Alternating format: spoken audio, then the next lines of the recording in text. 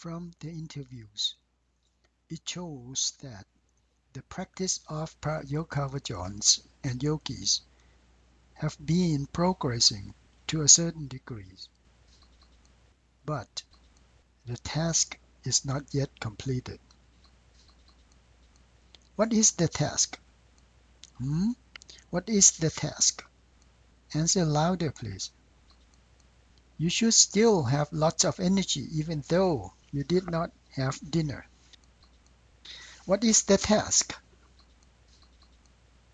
The body and the mind. What does get to work? The one that gets to work is the mind. How does it get to work? Mumbling. You are still here? I think there would be nothing left when you get out of here. How does it get to work? By the way of contemplation.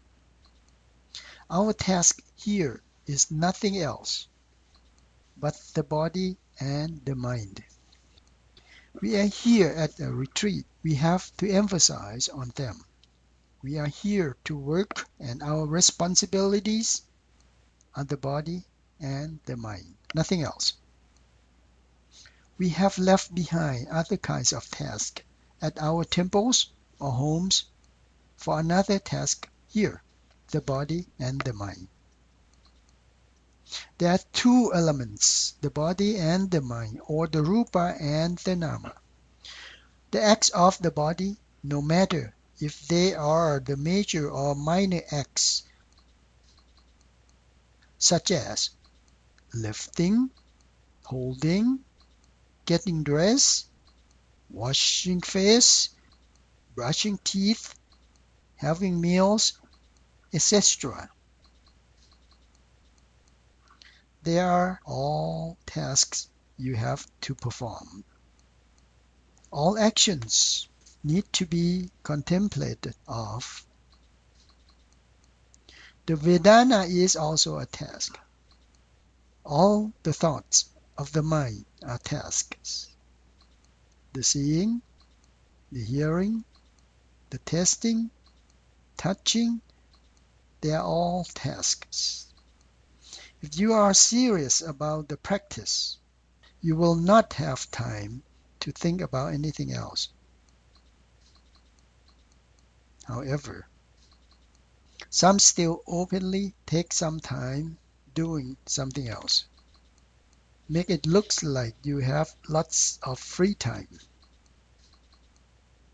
I do not want you to relax, but pay close attention to what you are here for. I talked about how to acknowledge the intention a few days ago. From the interviews, I found that some of you still had not applied them correctly. For example, when acknowledging, intend lifting, then lifting. Intend forwarding, then forwarding. Intend treading, then treading. For the intention themselves, where do you contemplate of? Some of you still did not get it right, but that was not the serious right or wrong issue. Do not have to be worried about it. It is the master's job to check with you and guide you to get it right. When you were asked at the interviews, where did you contemplate of when acknowledging the intention part? Some of you still did not get them right. They contemplate the mind of the point of actions themselves, such as at the foot. That was not correct. Whoever did that might have gotten a unique vipassana jhana, which was outside the 16 known jhanas. From the nama rupa patichena jhana to pachawekana jhana. How unique was it? The uniqueness was the feet thought what they wanted to be. The feet are the rupa nama. The thoughts are the nama dhamma. the intent lifting, the intent forwarding, the intent treading are all the nama dharma. So you cannot acknowledge the intention, the nama dharma, by contemplate of the feet. All the intention measures have to be acknowledged in the mind, no matter if they are major or minor acts of movement. Slowly acknowledge in the mind intent lifting. Do not acknowledge quick and group the intention and the action together. Then draw the mind to the moving foot and acknowledge the action lifting. Do not group them together such as intent lifting. Some of you did a good job when practicing walking stage number 3 alone, such as lifting, forwarding, treading, but when applying the intention measures, it turns into chaos. The acknowledgements are confused and quickly link the intention and the action together, such as intent lifting, intent forwarding, and so on. That caused the meditator to disorder and exhaustion. They came to complain at the interview that by applying the intent measures, that made them so exhausted. That's how I found out how they did at the practice. When acknowledging the foot movements, do it slowly and do it the same way as you have done it before. Lifting, forwarding, treading. When applying the intent measures before the action, you have to acknowledge them in the mind. The complete steps of walking step 3 with intent measures are as follows. Contemplate of your mind and acknowledge intent lifting. Then draw your mind to contemplate of the moving foot while the foot is being lifted and acknowledge lifting. Then back to contemplate of the mind and acknowledge intent forwarding. Then draw the mind to contemplate of moving foot while the foot is being moved forward and acknowledge forwarding. Then back to contemplate of the mind and acknowledge intent treading. Then draw the mind to contemplate of the moving foot while the foot is being treaded and acknowledge treading. Try to acknowledge them correctly, okay? Do not mix them up. It will be so confusing. When you come to a retreat, I used to make an analogy about our body and mind. They are like deserted pieces of land. An example, if I bought a piece of property and left unattended, what do you think would be happening to the property? Obviously, eventually it would be covered with shrubs of weed and non-valuable vines. Did all the weeds and the vines need to be taken good care of in order for them to grow? They did not need any attention at all. They did not need pesticide nor to be watered at all, but they kept growing and growing. Now, if you wanted to convert a piece of land to be a longan and a rambutan or a durian plantation, how would you have to handle it? First of all, you had to get rid of all the shrubs of wheat and wine. Then dug up holes and prepare them to plant the trees. You would have to fill the holes with new dirt and fertilizer before planting young longan trees in there. This period of growing, some means of shading for all the young longan trees had to be put up. After that, they would need to be well looked after, such as watering, fertilizing, applying pesticide, etc. Otherwise, they all would not be able to survive. This is to remind you that whenever you want to do something constructively, they need to be well attended and taken care of. On the same token, then before there was the Buddha's approach to manage the body and the mind. The vipassana kammatthana, We allow all kinds of akusala to overwhelm us. Those include greed, anger, ignorance, conviction, ego, envy, selfishness, restlessness, sloth, torpor, etc. Do we have to take care of them in order to get them cultivated? It is not necessary at all. From the moment of getting up until the moment of falling asleep at night, they advance well by themselves. As an example, the view of self-identification by seeing the rupa and the nama as self, man, woman, human, animals, etc., called Sakaya Titi. They are all akusala.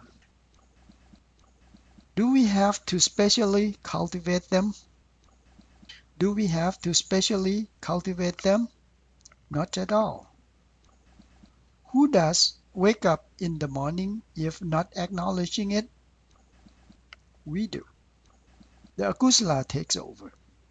Who does intend to open up the eyes if not acknowledging it? We do. Who does open up the eyes if not acknowledging it? We do again. Who does get up if not acknowledging it? We do. Who goes to the restroom if not acknowledging it? We do. Who does wash face and brush teeth if not acknowledging them? We do. From the moment of getting up until the moment of falling asleep at night, whatever we do, they are all the acts of self. After come home, watched TV, had dinner, then went back to bed and had a dream. Who did? We did. Do all the emerging of akusala need to be nurtured?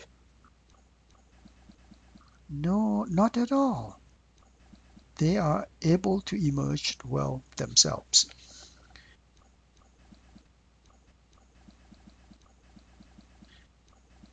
When we are here at the retreat, we want to establish the kusala. We are trying to cultivate kusala dhamma, the sati, the samadhi, and the panda on the body and the mind. Do you think that kusala can emerge if you do not pay attention to and do not keep taking care of them? Of course not. Not at all. Do you think the kusala will emerge if you do not acknowledging when waking up in the morning? No, not at all. You have to be persevering to acknowledge the action and cannot be lazy about it. There was a yogi at one time.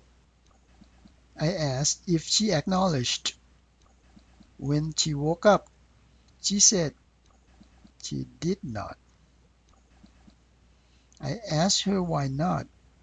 She said she was lazy to do that. I asked her if she acknowledged lazying. She said she did not. I again asked her why not. She said she was lazy. She doubled the laziness to herself. So what she got back with her was just the laziness. The emerging of laziness does not need any perseverance at all. Is it possible to be lazy in persevering and hoping that the kusala will emerge? Not at all. You have to have lots of perseverance to it. It is quite an opposite. It is the Buddha's approach to be able to cultivate the sati on the body and the mind. Normally, we always embrace akusala and have been embedding the Sakaya Titi, being self, in every part of us all the time, such as the hair on the head. Whose hair is there? Ours. The forehead, the eyebrows, eyes, etc. Whatever you want to point out on the body. Whose are they? Of course, ours. No part on the body is not ours. This feeling is so vivid to us because it has been happening to us over and over all the time. It has been with us in everyday's life. In sitting practice, when we moved without acknowledging, who did move? We, of course. When the body tilted and the acknowledgement was not implementing, who did tilt? We did. Throughout our lives, we have been carrying on impression of being self, following the assigned measures in the mind all along. We rarely realize the impression of no self. All you intended to come to the retreat between April 20th to May 20th for 30 days out of 365 days in a year. So the 335 days of a year have been taken over by the akusala. Even during the 30 days that you are here, still cannot get to be fully free of akusala. Few monks had left already. They understood that the retreat was for parivasa. This is a place for meditation retreat, but not for the parivasa karma. Anyhow, the kilesa had overwhelmed them and made them left the retreat.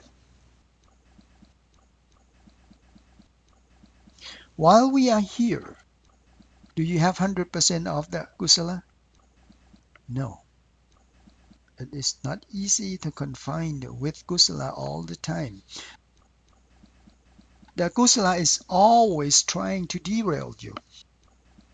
It is not easy to cultivate sati or the kusala dhamma. You all have to cultivate a new mindful state of all actions of yours, such as getting up, sitting, walking, etc., to see the way they really are by following the four foundations of mindfulness. We have tried to contemplate of all the actions we do. Normally, we attached to the state of being self. Now, we are trying to change that by keeping acknowledging all the actions we do, such as lifting, lifting, lifting, while the arm is being lifted. We try to accumulate the state of no being self as much as we can in our mind. Even though we try throughout a day, the kilesa is always trying to interfere with the process here and there. For example, when waking up at 3:30 a.m., You start looking around to see if anyone else woke up yet. When do not see them got up, the second thought would tempt you to get back to bed for a few or 30 minutes more. The akusala will be keen to get you to go back to bed instead of letting you to try to cultivate your sati, samadhi, and panya. The akusala is always effective in interrupting you here and there all the time. We have hard time catching up with it because it is you and you are it. While practicing, you have to try very hard to be able to establish the actual state of mind. Observe all actions exactly the way they are. Do not get tired of observing the rupa and the nama, because they are only what you have.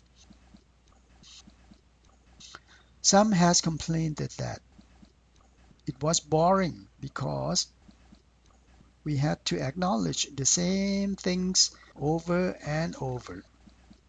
Not so at all, because what we have been doing with self for all these time, we never get tired of it and never complain about self. Not so at all, because what we have been doing with the self for all this time, we never got tired of it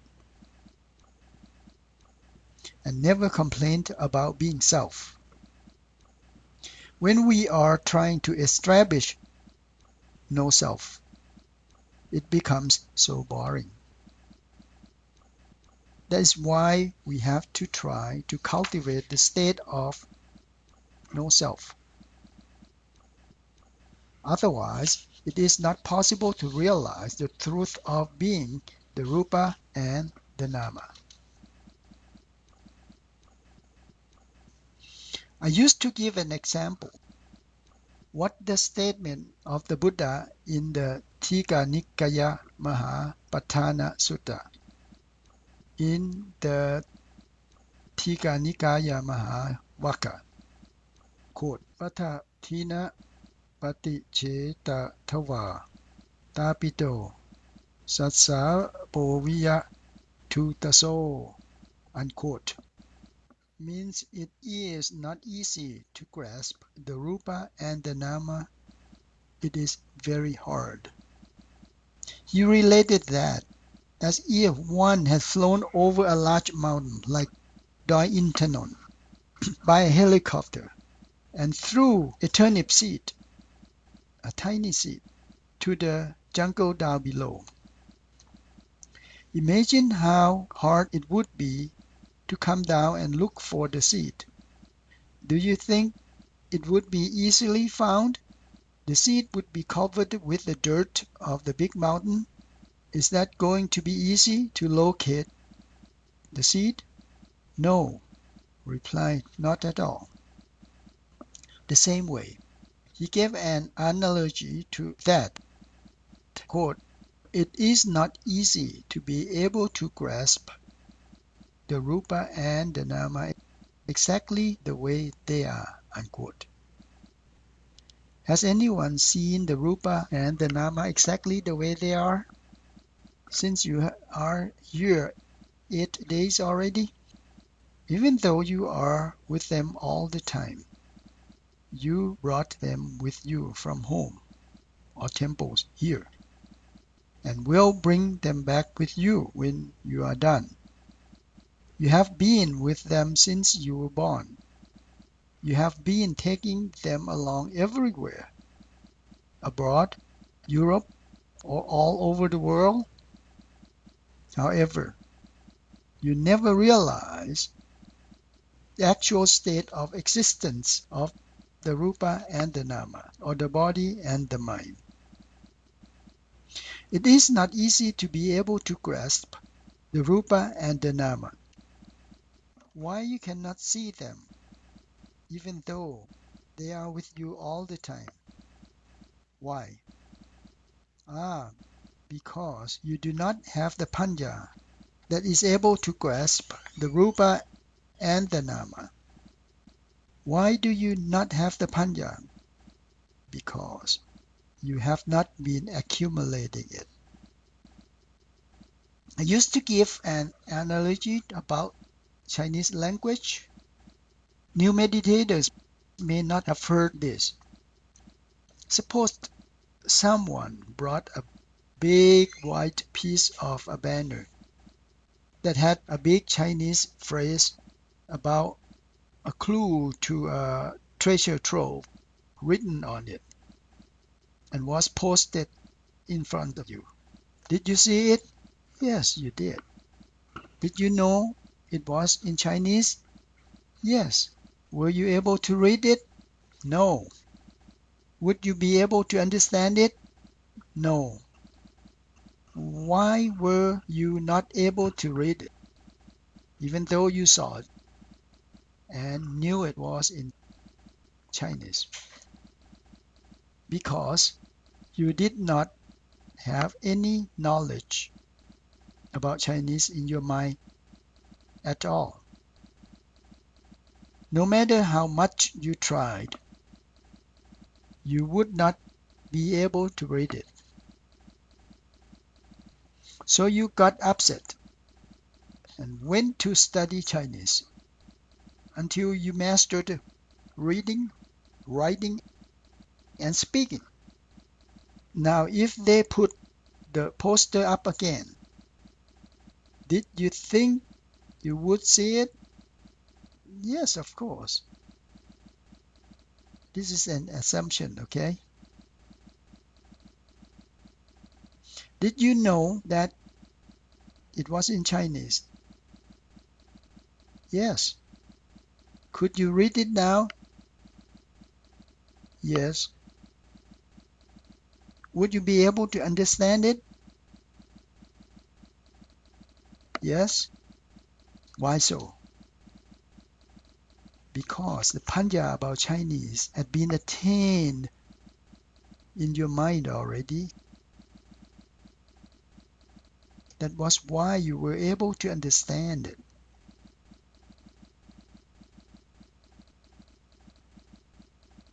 Even though the Rupa and the Nama are already with you all the time, but you have not been able to grasp them. That is because you do not have panya to grasp them the way they are. When after you come to the retreat, the practice the way the Buddha had discovered, either direct or indirect approaches, then you will be able to grasp them. The direct approach is to practice vipassana kammatthana all the way, called vipassana yanika. The indirect approach is to practice samatha first, then merge into the vipassana later. The approach that you came to practice here was introduced by the Buddha. As stated in the Buddhist scripture, there are two main sections of the Mahasatipatthana. Those were discussed by the Buddha. One is in the Tigha Nikaya Mahavaka, and the other is in the Majjhima Nikaya Mulapanad. They are full of suttas in these two publications. we employ the Buddha's approach to practice at the retreat, so the Panya can be attained. When the acknowledgement "nor" or "ing" in English on each action is made, that is the process of accumulation. Otherwise, the Panya cannot be attained. As an example, in the Dhammabodha, the Buddha called Prapotila Tucca Potila. Prapotila was a scripture master and taught Buddhist scripture for 7 Buddhas. The current Buddha was his 7th one. One day, the Buddha recognized the situation of Prapotila, that he did not grasp any virtue at all. No Magga, effects, no jhana, no abhinya. He was also attached to teach just theories of the scripture. The Buddha wanted to have him gain conscious about his situation. So the Buddha called him in public, in front of all monks, as Tucca Potila. It means the empty scripture. The Buddha repeatedly called him and emphasized the name with all of his actions, such as empty scriptures was sitting, empty scripture was getting up, empty scripture was living, etc.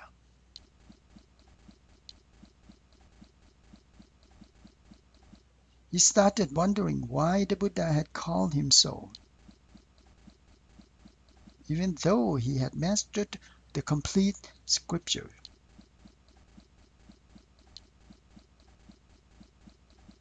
Finally, he realized that he had not attained any of the Magga, jhana, and abhinya at all.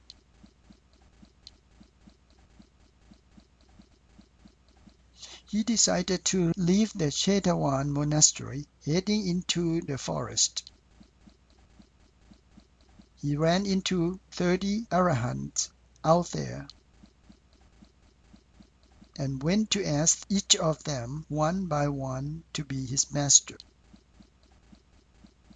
The first monk said to him,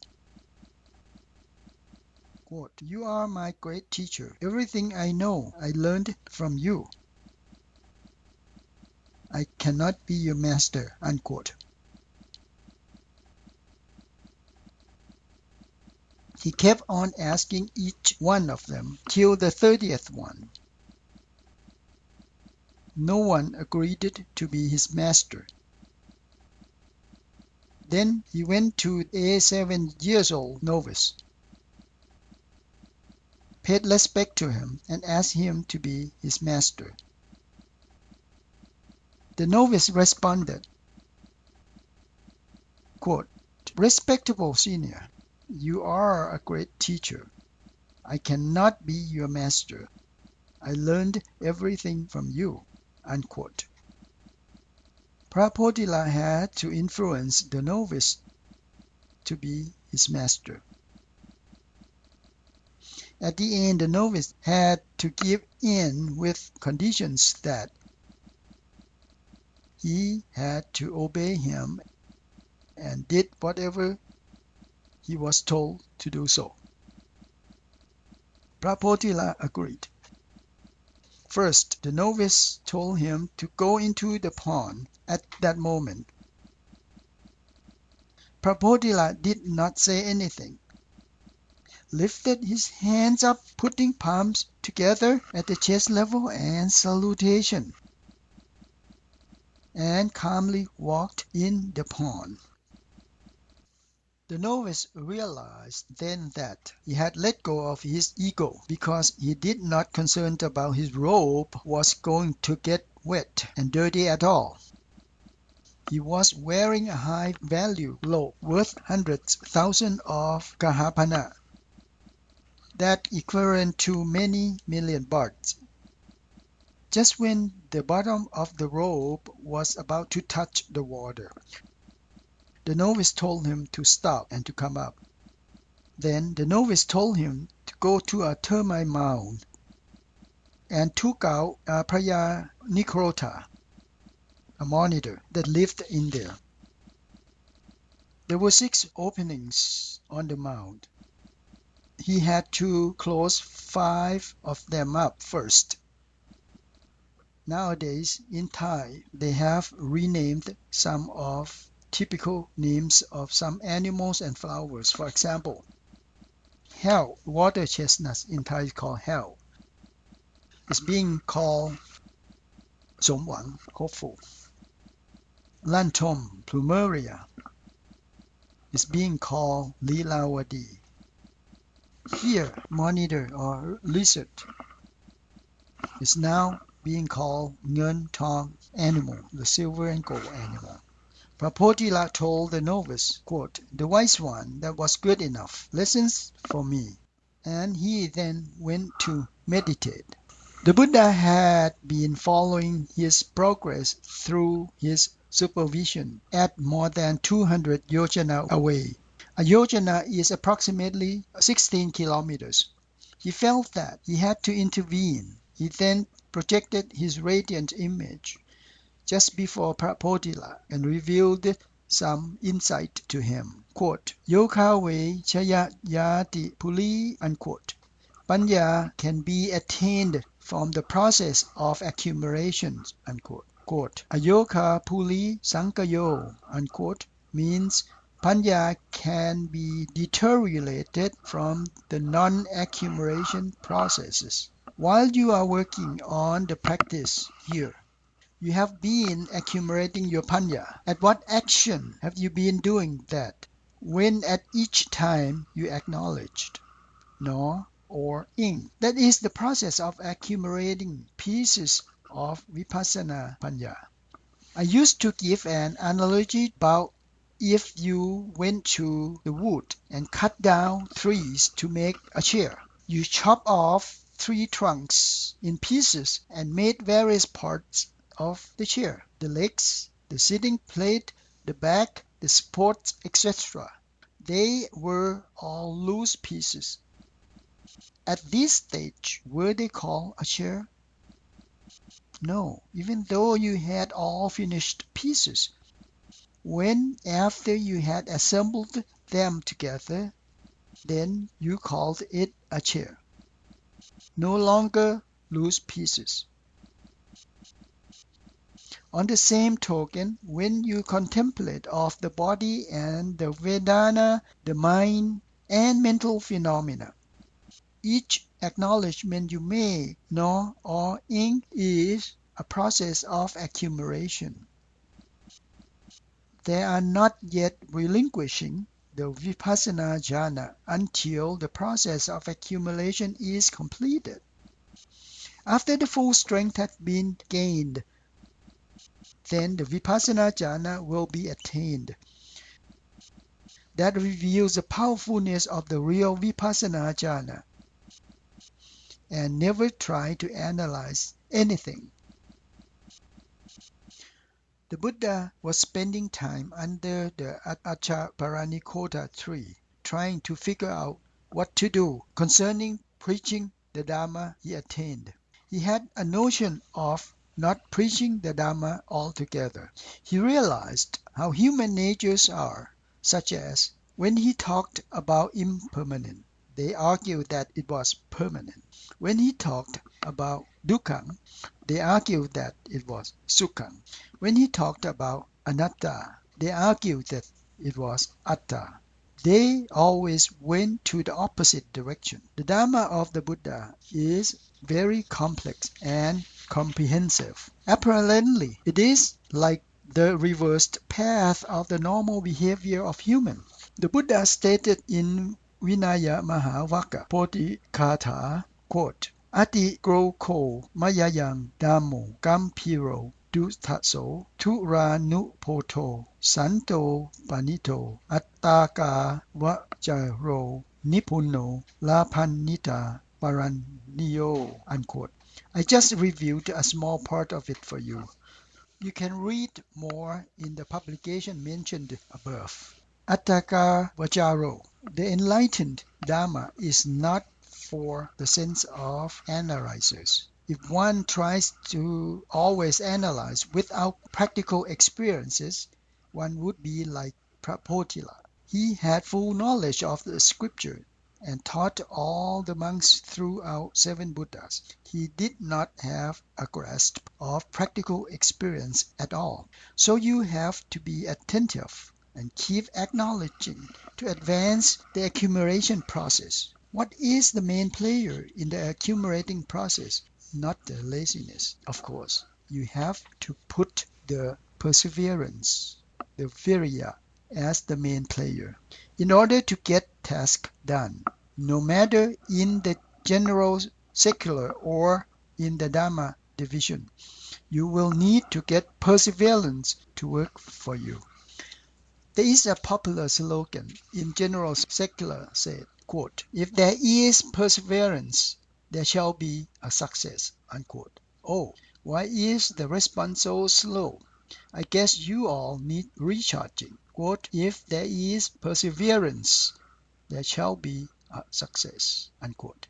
That is right. So you cannot lay back. I used to give an example about a boy who was too lazy to learn English vocabularies.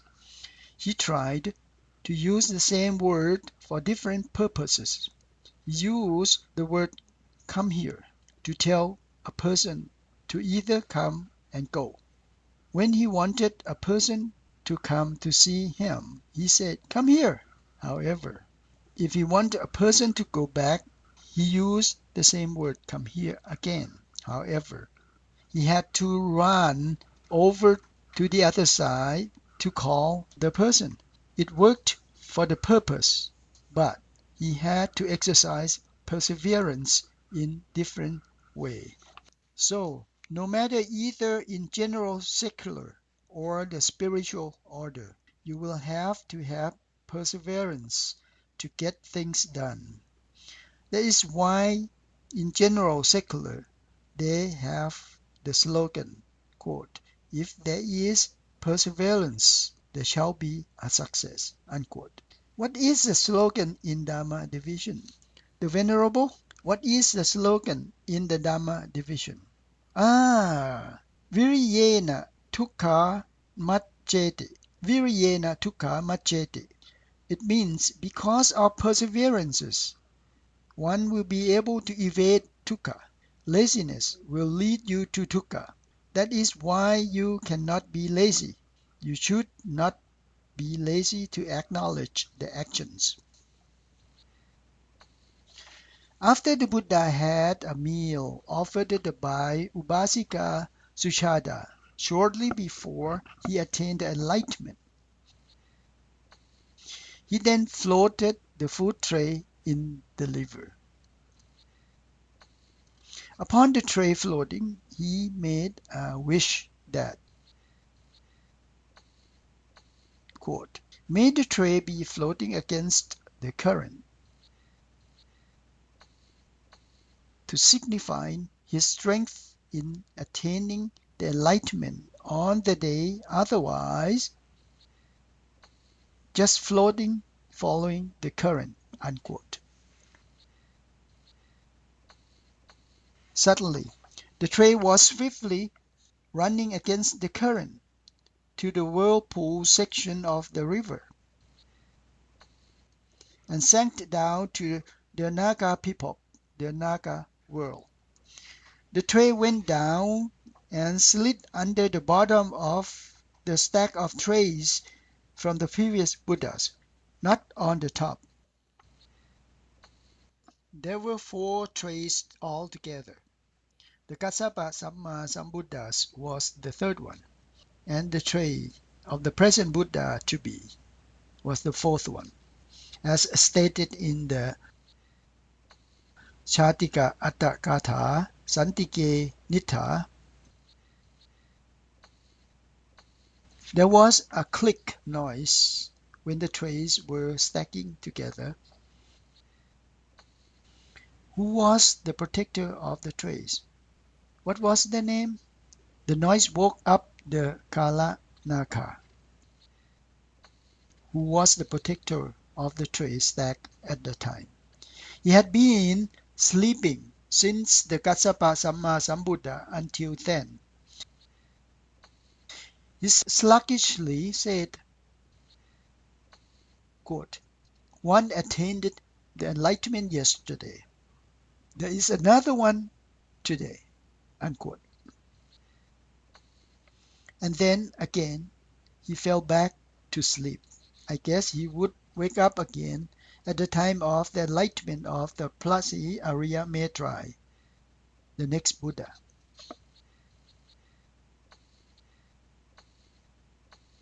The Buddha to be, then, went back to continue his practice under the Asadilaka of Bodhi tree. On the way back, he received and offered 8 bundles of thatched grass from a Brahmin named Sodhya.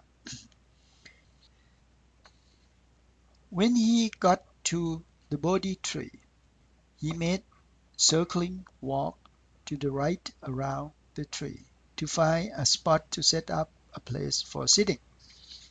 Then he stopped and faced north toward the tree. His back was on the south. When he was about to place down and spread out the thatched grass, suddenly the north end was tilted high up, reaching the Bhakava Bhumi level. The south end was tilting downward, reaching the underworld, like a stretched playground seesaw. He realized then that the location was not right for him to meditate. He moved along to a different side, facing the tree toward the east, and his back was on the west.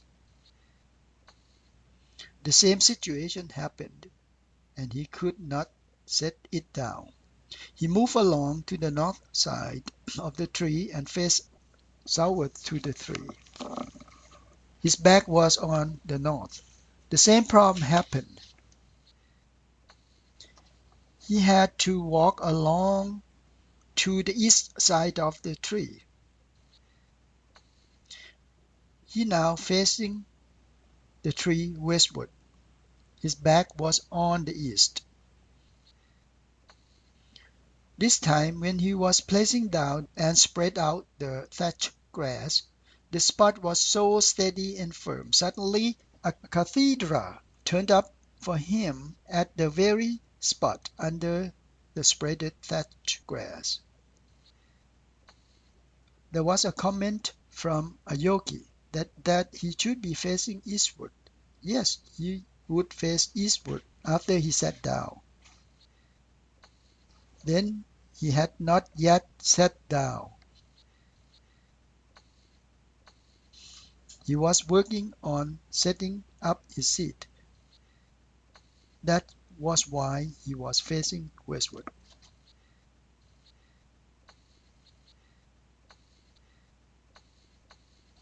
After he went up and sat on the cathedral, he pledged to himself to commit his own life with ultimate perseverance. What was the ultimate perseverance he pledged? Anyone remember? I guess it is better if I just tell you, right? He pressed, quote, Kamang tajoja na ha roja atija avasit satu upa su satu ni se sang sali le mangsa lohitang, unquote. Salile mangsa lohitang means if he would not be attaining the enlightenment in the near future, he would continue with his perseverance and would not leave the cathedral, even though the blood and flesh in his body had dried up, and only skin, veins, and bones were left. That was the ultimate perseverance of his. He pressed with his life. Was yet the Mara and his company came over and tried to disrupt his progress. How about our practice here? You could pledge yourself to not give in to the Vedana by not giving up if Vedana persisted. That is hard, right? At the beginning, you might have good intention to endure it. However, when the Vedana showed up for a while, the mind started giving in and came up with excuses that it wanted to relax. We still have yet few days left to practice. Now you see, the Buddha had to have ultimate perseverance in order for him to be able to attain the enlightenment.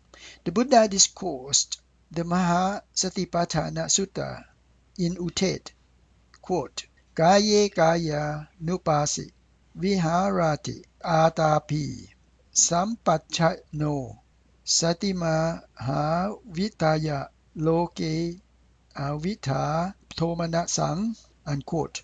The Kaye kaya nupasi viharati atapi means to observe the body in the body with perseverance, consciousness, and wisdom, so that the greed, ignorances, grievance would be eradicated from this world.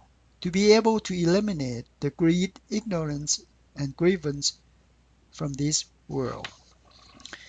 Quote, the Kaye Kaya Nupasi Vihareti Atapi Vedana Suvedana Nupasi Viharati Atapi Chitte Chitta Nupasi Viharati Atapi Dame Sudama Nupasi Viharati Atapi Sampachano Sati Maha Vitaya Loke Avijja Tomana Sang, unquote. In the observation of Kaya, Vedana, Chitta, and Dhamma, what is the main emphasis of the Buddha? The perseverance, of course. The Atapi or the Atapa is the Virya name.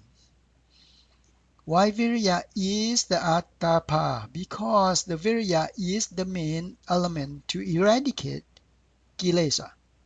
It burns dry the Kilesa. That is why the Virya is called Atapa. The consciousness and the self-awareness are important to the process of practice. However, the Buddha had emphasized on the perseverance first. Can Panya and Sati be attained if there is no Virya? Can Sati, Samadhi, and Panya be attained if when you wake up in the morning and are too lazy to acknowledge waking? No, not at all. That is why you need to have perseverance in acknowledging waking right away when you wake up. You cannot be lazy. Nothing will be attained at all if you are lazy. The Virya is the main role when you practice meditation and must be attentive in acknowledging. In Sangyutta Nikaya Tevapata Sangyutta Nikaya สังฆเทวาเทวปุตตาสังยุต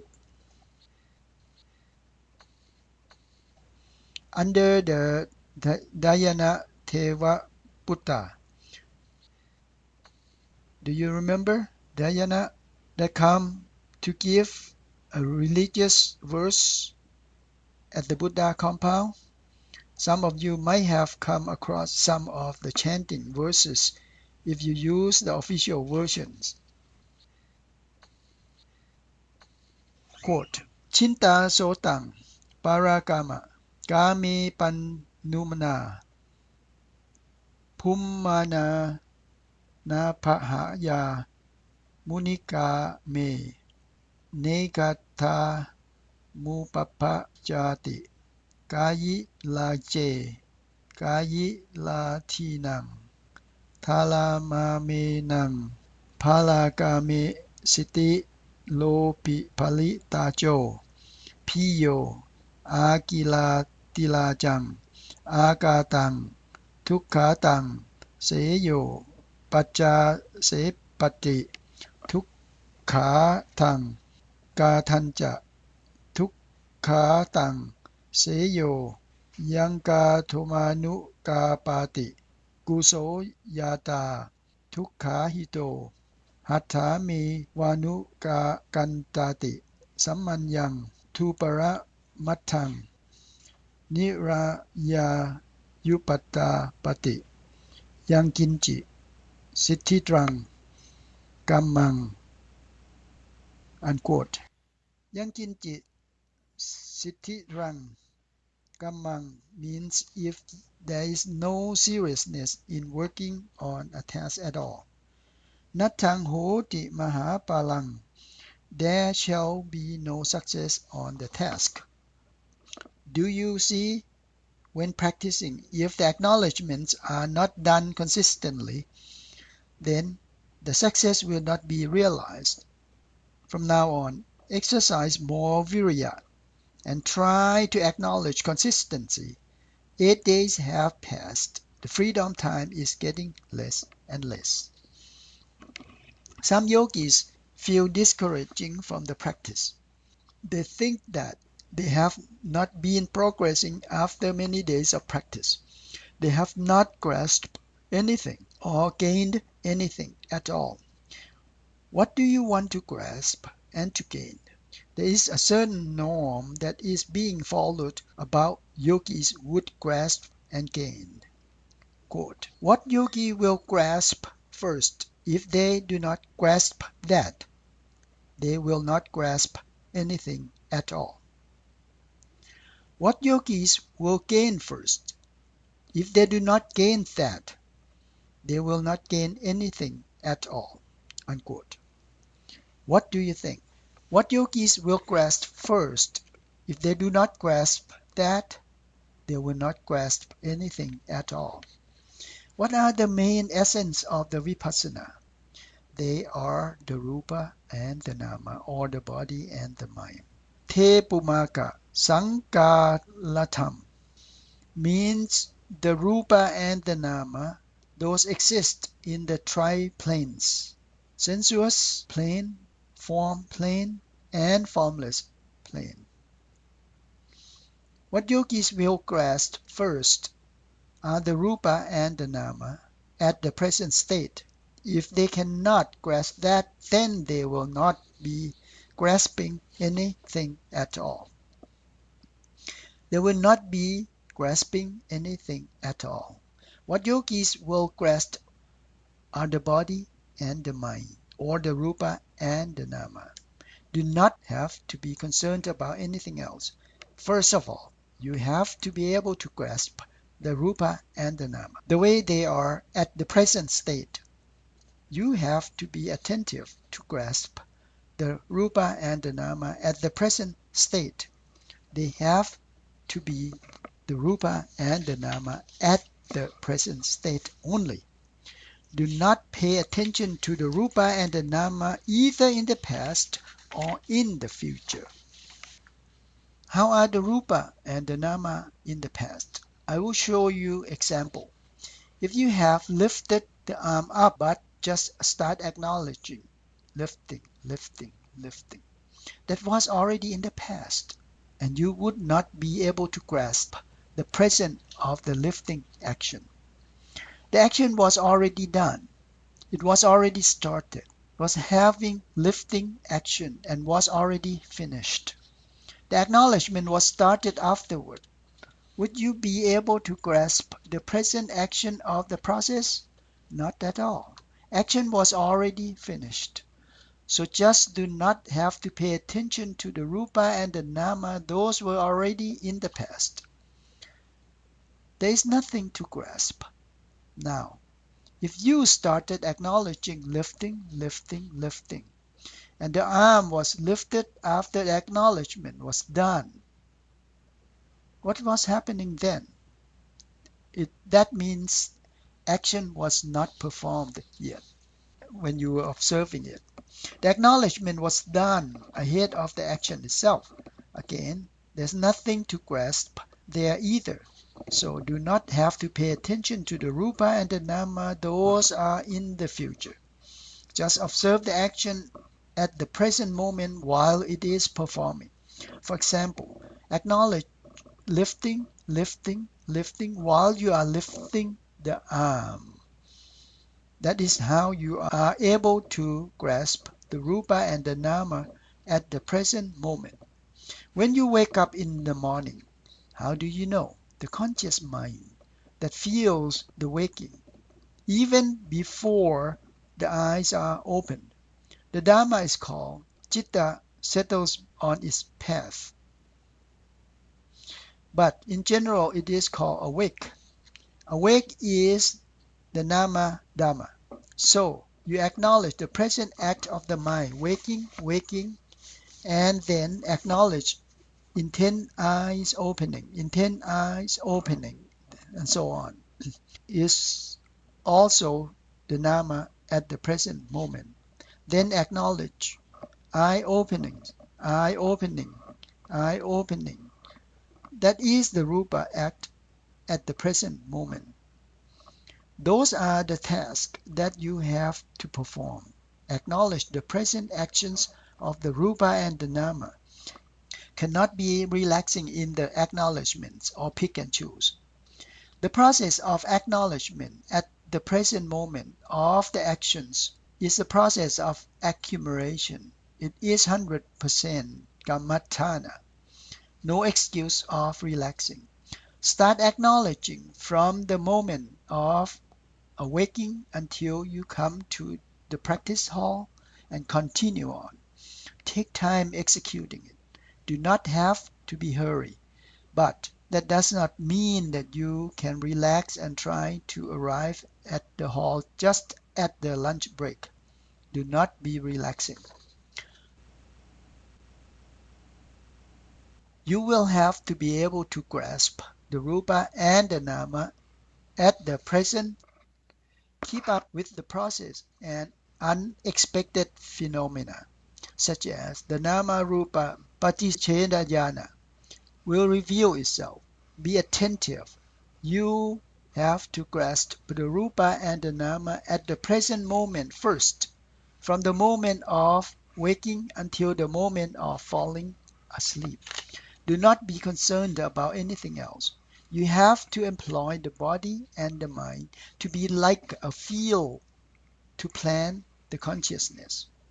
The Buddha stated in the Majjhima Nikaya Upanipana Pathekaratta Sutta that, quote, Pacchupannang jayo tamang tattha tattha vipassati, unquote. We acknowledge the actions to grasp the present moment following the approach the Buddha had introduced to us. You should be able to memorize this in the Pathekaratta Sutta. In the central part of Thailand, the sutta is generally exercised as wealth-making for monks, such as at 100 days funeral ceremony, etc., etc. However, at the center here, you have to work hard practicing at it. This approach about acknowledging the rupa and the nama and the present moment is not initiated by the masters here, but the Buddha passed on the approach to us all. What yogis will grasp first, if they do not grasp that, they will not grasp anything at all. What do you have to grasp? Anyone? The rupa and the nama at the present moment. You have to be more active and louder than this. I have been loud for all these times. What yogis will gain first? If they do not gain that, they will not gain anything at all. What is it? It is the Mahakusala Citta. The Kusala Citta means noble Citta, no misbehave, and produces contentment results. The Maha means the Citta that produces more positive outcomes, initiates jhana, abhinya, and Magga Phola. Now you do not have to go taking examination to be Maha, the Maha Kusala Citta, of course.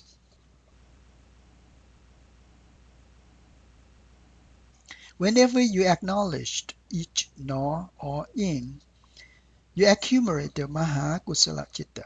You have to be able to grasp it, otherwise you would not be grasping anything at all. Because the Mahakusala Citta is the foundation of all the Kusala. There are 4 Kusalas altogether. Kama Vichara Kusala in the Mahakusala Citta, Rupa Vachara Kusala in the Rupa Jhana 4 and 5, Arupa Vachara Kusala in the Arupa Kusala 4, and Lokuttara Kusala in Magga Cit 4. If the Mahakusala does not emerge, then the Rupa and the Arupa and the Lokuttara will never be realized, because these elements need the foundation from the Mahakusala Citta. The formation of them will gain more and more strength and be able to attain higher and higher levels of vipassana jhana until all the kilesa is totally annihilated. The Magga jhana will emerge. It is seen that the Mahakusala Citta is the most essential element among all. That is, path showing the progress of the practice. If you want to know in details, the content can be referred to Gunika Nikaya Dhammabotta in Jettawak, a story about Cittahatta Thera Wattu.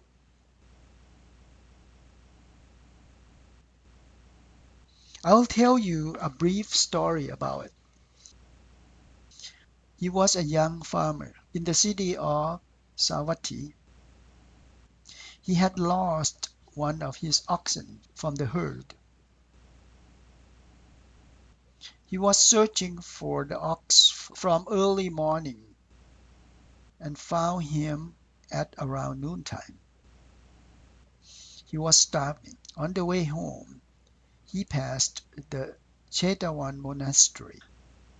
Since he was starving and it is already past noon, he thought the monks might have some leftover meal. That was the first time he went into the monastery.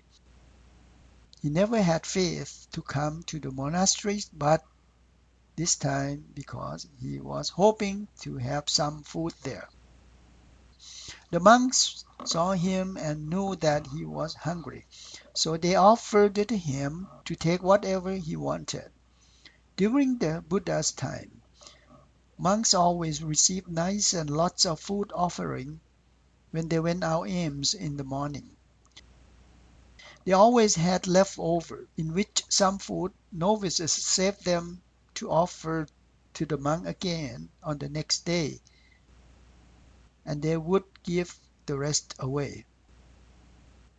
Monks cannot save any food. It is called sanniti. The man was so amused to see lots of good food there.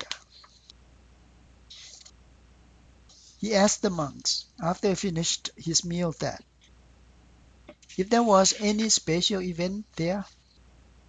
No, no special event, no special occasion at all. All the food here were from the aims in the morning, monks replied. He was thinking he had worked so hard out there, days in and days out, and still could not earn a living to get as good food he saw here. Why didn't he ordain to be a monk so that he could have good food too? He came to the monastery because he was hungry. Now he wanted to be ordained because of craving for getting good food. So he went to the senior monk and asked to be ordained. After he got ordained, he was diligently went out aims in the morning. He had plenty of good food to eat and very healthy. After the third day, he started missing his wife at home and wanted to go back home. He went to the senior monk and asked to leave his monkhood. The senior monk was so nice to him and processed the monkhood retirement for him. He went home and stayed there for 2 to 3 days and missed the good food at the monastery again. He went back and asked the senior monk to be ordained again. He kept going back and forth like that for 6 times.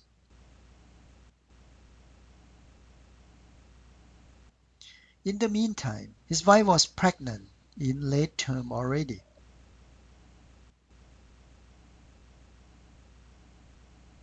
One day, after he came back from his farmland, he put his equipment away. He wanted to take a bath and went upstairs to get his waist wrapping cloth. Unexpectedly, he saw his wife was sleeping with huge exposed abdomen and partial clothing on her body. Her mouth was wide open, and saliva was drawing down from the mouth as well as snoring and grinding teeth.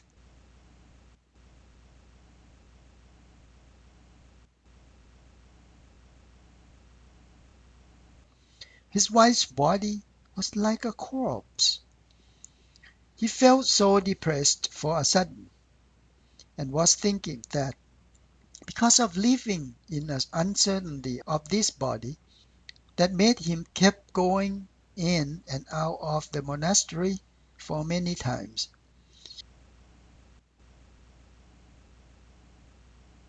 He felt so unhappy and left the house grumbling, Anicca dukkam, anicca dukkam, anicca dukkam.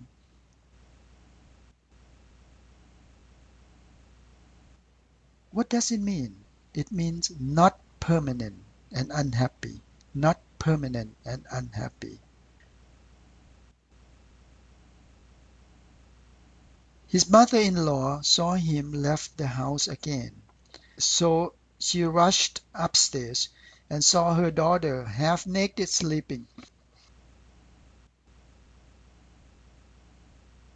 She shoved her up and told her that her husband had left again. The daughter told her not to worry because he would be gone for 2-3 days again. That was the way he had been doing. The mother got settled down after hearing what the daughter said.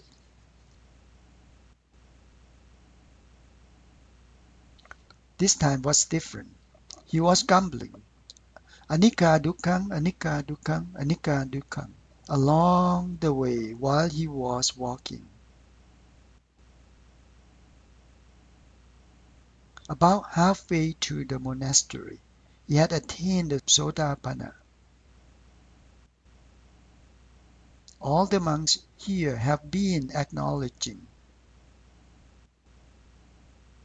nor for all these times, still do not get anywhere. Do not even think about switching to anicca dukkha, okay? This is not the same, and it is up to each individual parami. When he got to monastery, he wanted to be ordained again. This time the senior monk there did not agree to ordain him. He was whining about it for a while, together with the monks recall his good behavior and his supports to them while he was there many times as a monk. Finally, they agreed to ordain him to be a monk one more time. They commented that his head was like a knife sharpener now, since it had been shaved so many times closer together. This time, after he was ordained, he started practicing the Dhamma and then attained the arahantship on the third day. On the day, normally he would ask to leave the monkhood, but this time some monks came to him and made fun of him. They said, quote, "Monk Cittahatta, today is the third day. It is due to go home already." Unquote. He replied, quote, "The Venerable, normally I was so attached to the family life. However, this time I have no attachment to the family life anymore." Unquote. That signified to him that he was an arahant. If a monk has not yet attained arahantship and declare himself this way, he is at fault to be gravest transgression to the role of monk and has to be disrobed right away. However, if a monk has attained the arahantship and declare himself that way, he also at fault a lesser degree, called pajiti. If a monk declares himself as arahant but he is not, he is subjected to a parachika. If a monk declares himself as arahant and he is still subject to a pajiti. They are at fault both ways. You can study more in Musala Waka number 1. When the monk heard him said that, they thought he misunderstood himself to be an arahant already just only after 3 days after ordination. They then went to report to the Buddha that monk Cittahatta has reordained for 7 times, and this time after he ordained for 3 days and claimed himself as an arahant. Monks in those days were not much different. They also liked reporting to superior. The Buddha confirmed to them that the monk had attained the arahantship. He was able to overcome all deficiency in his life. What did the Buddha say? Anyone remember? I guess it's better if I just tell you. Quote, "Anavatitassa sattamahang avijja nato paripava tasanasa pannana paripurati, unquote. Pannana paripurati means wisdom will not be perfect. Anavatita cittassa means to the one that does not have real intention. Sattamahang avijanato means do not have clear understanding about Dharma. Paripava tasamana means and with an ability of wisdom, analogous to a stick in the mud. There is an explanation about the Parana Paripurati in the Atthakatha Dhammabot that, quote, Kama Vachara Rayapi Aparipura Yamayana Putova Lupavachara Lupavachara Lokuttara Panna Paripurasati, unquote. Now, we talk about the highest state of Dhamma. Kammavachara Panya is the jnana sampayutta mahakusala involving with Panya for sampayutta citta. If the Kammavachara Panya is not perfect, Rupa Vachana Panya, Arupa Vachana Panya, and Lokuttara Panya will never be perfect. When we are here at the retreat, we have to try to accumulate the emerging of the Kusala, Mahakusala Citta, because if the Mahakusala Citta does not emerge, the Rupa Vachara Kusala, Arupa Vachara Kusala, or Lokuttara Kusala will never emerge. All of the Kusalas need the Mahakusala as the foundation. So, at the retreat here, when you feel you have not gained anything, you have to remember that you have to gain Kama Vachara, Kusala, and Mahakusala. When you acknowledge waking, you see the truth and the Mahakusala fully emerged. Some examples from the talk I gave yesterday. Sampachano, that was Panya. Quote, Kaye kaya nupasi viharati atapi. Sampachano siddhima kuchantoa kachameti pachanati in kaya nupassana satipatthana. Unquote. Pachanati is a Panya. Quote, Sukhang Vedanang Vedanamano Sukhang Vedanang Metana Meti Pachannati, unquote. Pachannati is a Panya, or in Chittanu Patsana Satipatthana, quote, Salakang wa Chittang Salakang Chittanti Pachannati, quote. In every no, you acknowledge a Panya is emerged. You have to keep accumulating the truth of Panya. At the same time, the Kusala Dhamma will be consistently planted in the body and the mind. Your body and your mind now are like a plantation of planting the Mahakusala Dhamma, and you have to plant them yourself. No one can do that for you, not even the Buddha. For the time that you have been here practicing until today, if you see some relaxing in any part of your practice, you will have to keep it up.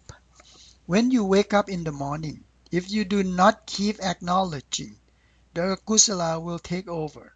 However, if you keep acknowledging it, the Kusala will start emerging. At the flick of fingers, there are 100,000 koti cycles of citta. If you do not acknowledge waking, when you wake up, the 100,000 koti of akusala will take over. However, if you keep acknowledging waking, the 100,000 koti kusala will be emerged. So try to keep up with the kusala, okay? Do not have to continue nurture the akusala. it has been with you all the time already